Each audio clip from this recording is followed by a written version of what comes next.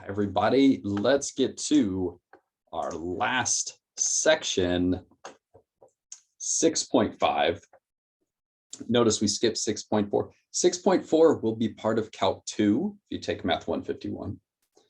A lot of fun, heavy section, but we'll save that for Calc 2. We're going to 6.5, the average value of a function. Okay, here we go. So what are we trying to figure out here? Well, we want to answer this question. What is the average y value between x equals a and x equals b? So let's say if you were given a function and you knew an a and b value, you might say, hey, I see it's curving there, so it's increasing, it's decreasing, we know all these things about the shape of the function. What is the average y value? So, this might be applicable if you were thinking maybe f of x represents the amount of profit your business is bringing in across the year. You might think, well, okay, on average, what are we bringing in each day or each month? Or maybe f of x represents something else, and you know it's fluctuating, but it would be helpful to know what the average is over a period of time, let's say. Well, there's a way we can do this. So we're thinking kind of like, if you kind of ponder this question, you're like, what does that even mean to find the average y value, right? So the y values in this graph, they start, pretty high, but they drop off relatively fast. And then they get down and there's a minimum around here somewhere. Notice that the y values stay in this lower portion quite a bit longer than they do, say, in this kind of middle portion, right? Like this lower portion lasts for a while. It's kind of flattening out a little bit. And it takes a while to turn back around. But then, even over here, when it starts to go up, it's going up pretty fast compared to when it was bottomed out. So that would really bring down the average here quite a bit, just that section.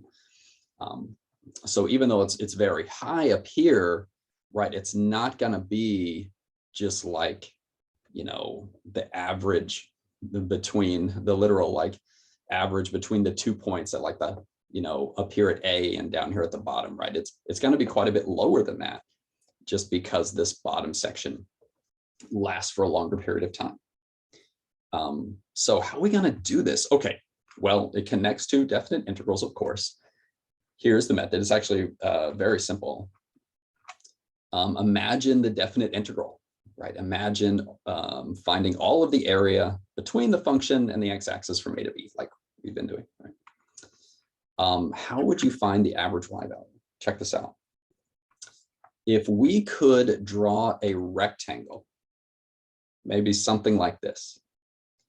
If we could draw a rectangle, as wide as A and B, where the bottom of the rectangle is on the axis.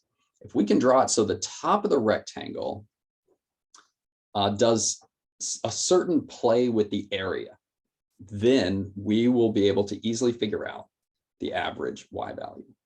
If we can draw the rectangle so that if we were to flatten out all of the area, it would exactly fill in that rectangle.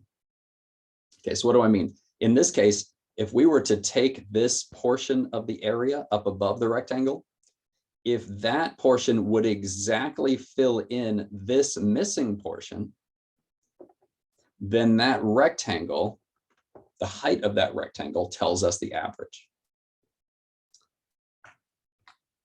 So we could say, yeah, we'll call it F average. Again, if this area here will fill in this portion exactly, then the height of that rectangle is the average y value, which we will refer to as F average, or the average of the function. Okay. that flattening out of the area, almost like you kind of think of it like it's clay, and you're like smushing it down and reforming it into a perfect rectangle. That takes into account the fact that this area here is, bigger on this side. Notice it's not exactly this, where they cross is not exactly halfway, right? It's a little bit to the left because this is flattening out where those Y values are lower for longer periods of time. Okay, anyway, I'm probably saying way too much. How can we figure out where F average is? How can we figure out where we should draw the top of that rectangle to make this happen? Well, all we got to do is consider this. We know that the area of the rectangle is going to equal the definite integral, or the area under f of x, right? Those have to represent the same thing. No problem. What would the area of the rectangle look like if we were to look at our drawing here? And what would the area under f of x look like? And pretty quickly, we'll come up with this.